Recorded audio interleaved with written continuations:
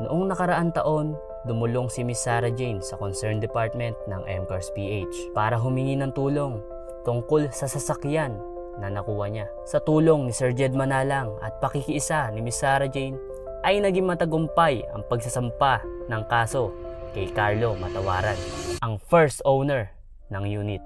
Okay na ako sa nangyari.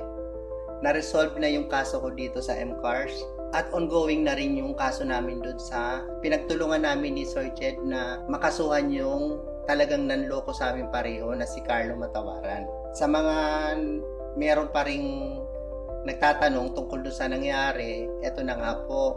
Huwag na po kayo mag-worries kasi nga tutulungan at haharapin kayo ni Sir Jed anytime na pumunta kayo rito kung sakasakaling magka-problema kayo.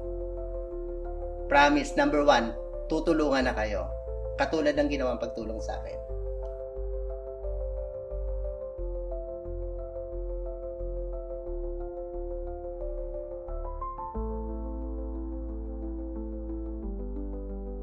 Salamat nga pala kay Miss Sarah Jane sa pakikipagtulungan at pakikipag-cooperate sa amin para maresolusyonan namin ang kanyang concern.